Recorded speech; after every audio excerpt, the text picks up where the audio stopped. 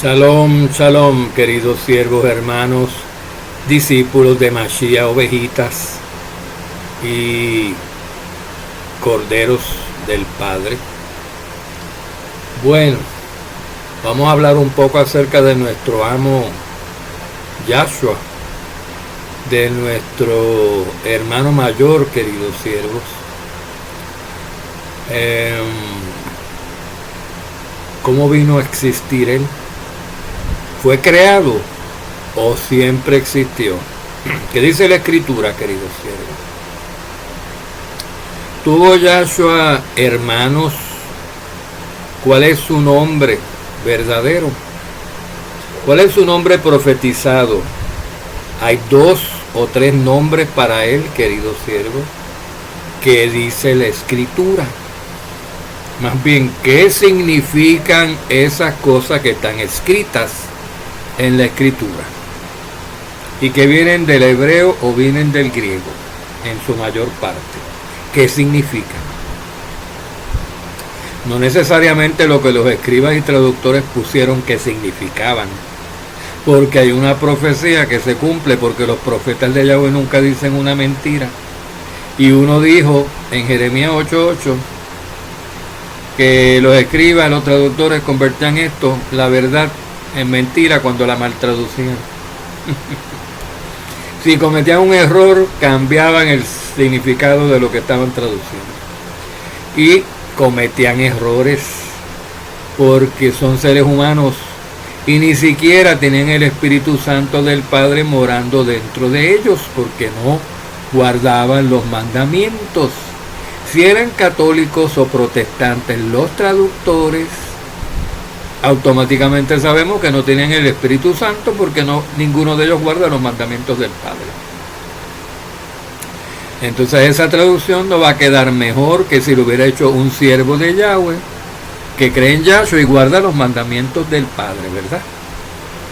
Toda Yahweh que nosotros hemos traducido esto, pero lo podemos corregir porque guardamos los mandamientos del Padre, además de que tenemos la fe puesta en el Hijo. A los católicos, queridos coitos, les causa, sobre todo, les causa gran conflicto cuando se les habla acerca de los hijos que tuvieron José y María. ¿Saben por qué?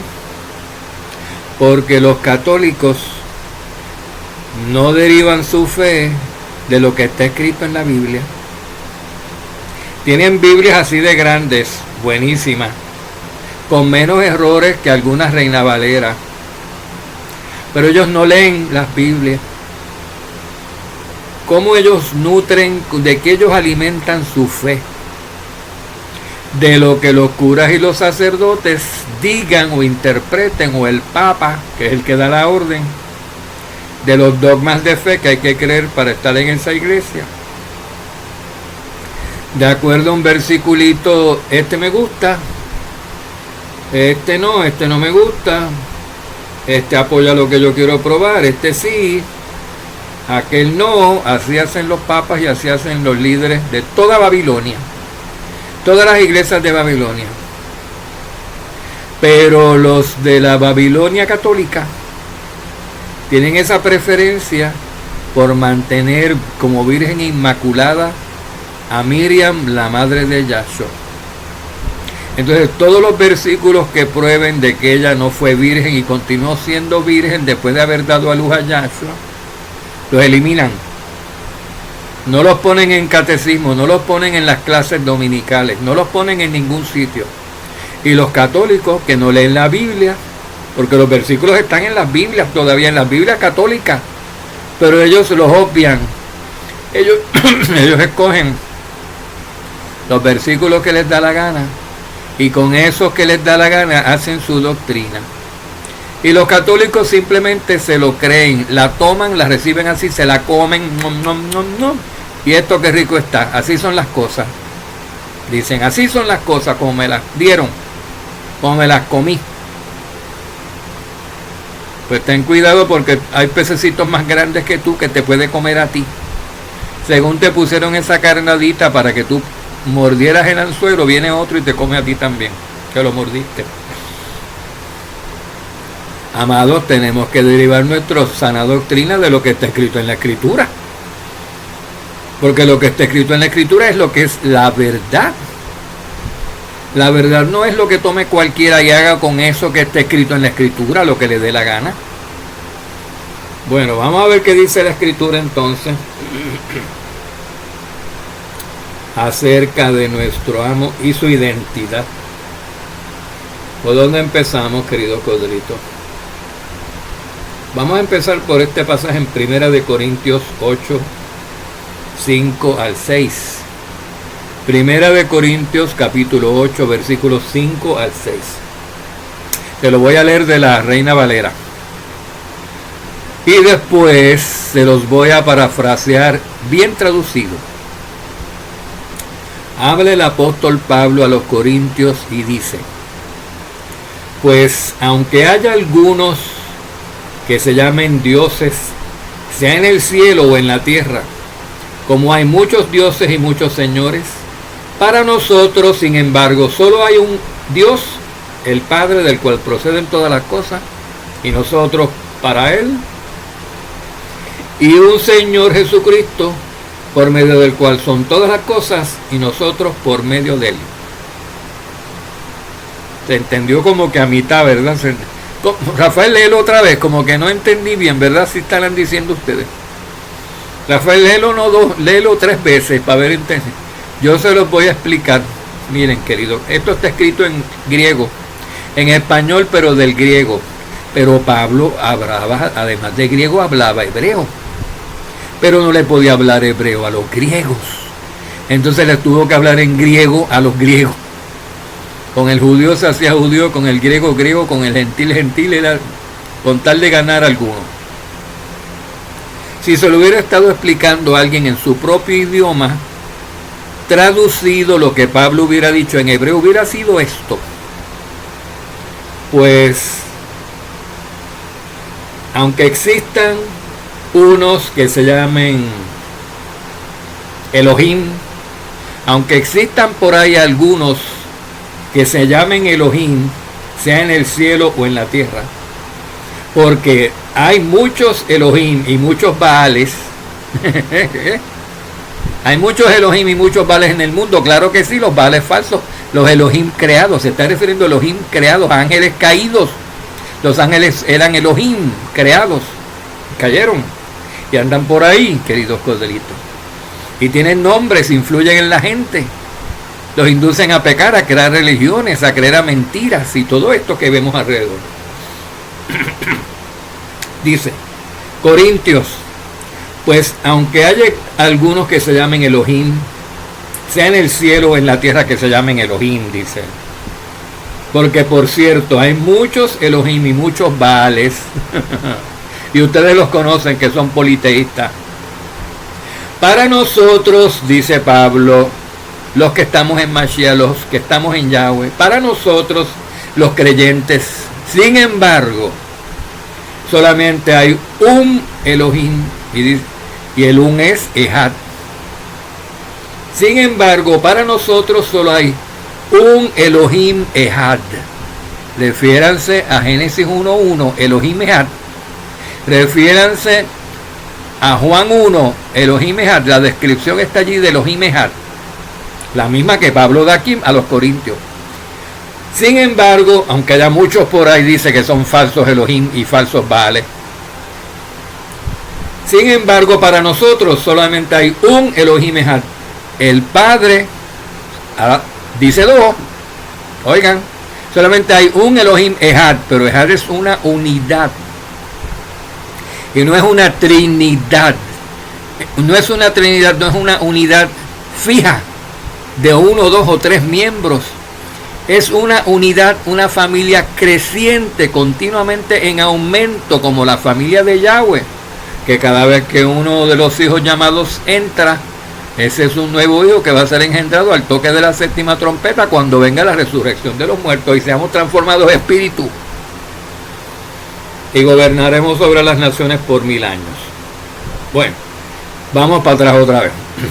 Pues aunque haya algunos por ahí que se llamen Elohim, sea en el cielo o en la tierra, Según hay muchos Elohim y muchos Baales, sin embargo, para nosotros solamente hay un Elohim Echad. Número uno, el Padre del cual proceden todas las cosas y nosotros para Él. Y un amo o Adón, Yahshua HaMashiach, por medio del cual son todas las cosas y nosotros por Él. Ahí están el Padre y el Hijo. Ahí están Elohim el Padre y el Verbo, que se convirtió en carne, se encarnó y se volvió en el Hijo Yahshua. Vamos a ver eso, queridos codritos, por otros sitios. Vamos a ver. Entonces, dice que Yahweh tuvo ese hijo que emanó del cielo por medio de su espíritu, una emanación de Elohim Echad. Cuando fue a nacer Yahshua, que estaba con Elohim y era Elohim, el llamado el Verbo hasta ese momento, porque no se había encarnado todavía, no se llamaba Yahshua. Esa parte del espíritu del Padre, de Elohim, que ese espíritu fue a la tierra, vino, emanó del Padre hacia nosotros, por eso se llama Immanuel, y concibió a través de la Virgen Miriam para que naciera el Hijo Yahshua y le pusieran Yahshua o Jesús, como dicen las traducciones greco-romanas de Reina Valera, etcétera, etcétera. Y le llamaron Jesús. Lo que pasa es que en griego no se puede escribir Yahshua, porque hay dos letras que no existen. Hay dos letras en el nombre de Yahshua que son indispensables para escribirlo como Yahshua, que en griego no existen, y no se puede escribir Yahshua en griego. Primero que todo, la letra Shin no existe, existe la Sin, la S sencilla. La letra Sigma es una S, no es una Sh, no es una Shin, queridos coditos. En hebreo hay Sin y hay Shin, ahí están las dos. En griego hay una Sin, la Shin para escribir Yahshua no está, no existe. Entonces no se puede escribir. Y esos evangelios fueron escritos en griego, pues lo pusieron con S, porque no había otra letra. Y entonces, queridos codritos, la Yod, pues más o menos era una la Y, pues apareció un poquito después.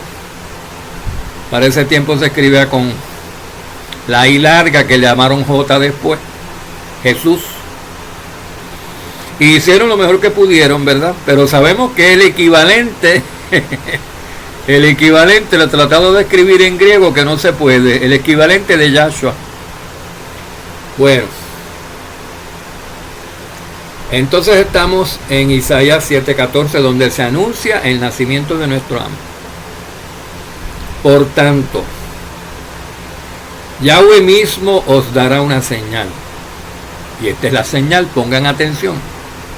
He aquí, una virgen concebirá y dará a luz un hijo, y le pondrá por nombre Emmanuel. Emmanuel. Isaías 7:14, ¿qué es eso? Emmanuel es palabra hebrea, no es palabra griega. Sale otra vez en Mateo 1:23, queridos codritos, cuando cita las palabras de Isaías, dice: todo esto sucedió para que se cumpliera lo que el Padre había hablado por medio del profeta, diciendo, versículo 23, Mateo 1:23, he aquí, la Virgen concebirá y dará a luz un hijo, y le pondrán por nombre Emmanuel, que traducido significa Dios con nosotros, pero no es verdad, porque eso no es la traducción exacta. Si se llama Emmanuel, y en este caso la palabra Emmanuel se pudo transliterar perfectamente bien del hebreo al griego, porque todas las letras existen, todas las letras correspondían. Pero vinieron los traductores y dijeron que Emmanuel traducido significa Dios con nosotros, cuando la palabra Dios no está en Emmanuel. Lo que está es Él al final, que significa Elohim. Viene de Elohim. Elohim está con nosotros, y tampoco no es que esté, es que emanó, querido codrito, emanó a nosotros de Él, de Elohim. vino a la tierra, en palabras sencillas, bajó a la tierra a habitar con nosotros. Eso es todo. Eso es Emmanuel. Entonces no es en sí un nombre. Emmanuel es un adjetivo, es un calificativo. Emmanuel es una explicación de la profecía cómo se habría de cumplir. Emanando parte de Elohim, la parte que se llama el verbo, a la tierra para nacer como hombre a través de la Virgen Miriam, queridos conmigo. Entonces, he aquí la Virgen concebirá y dará a luz un hijo, ¿verdad? Lo hemos descrito ese tiempo cuando estaba naciendo en Apocalipsis 12. Aparece una constelación en el cielo exactamente para cuando estaba pasando eso aquí en la tierra, que el espíritu Elohim emanaba de Elohim allá, aparte de Elohim emanaba y fecundaba a la Virgen Miriam. Había una constelación en el cielo que se llama Virgo, queridos cielos. Virgo aparece en otoño, exactamente cuando nació Yahshua, porque todos sabemos que Yahshua no nació un 25 de diciembre, por lo menos yo lo sé hace 40 y pico de años, queridos cielos. Y yo no soy el único, antes que yo lo sabían otros hace 100 años, el señor Armstrong. Bueno, entonces, queridos siervos,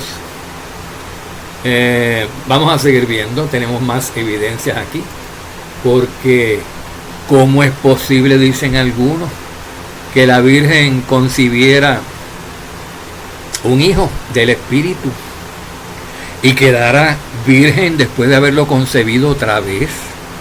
Que concibiera al Hijo del Padre, Yahweh, sin detrimento a su virginidad. ¿Dónde está eso?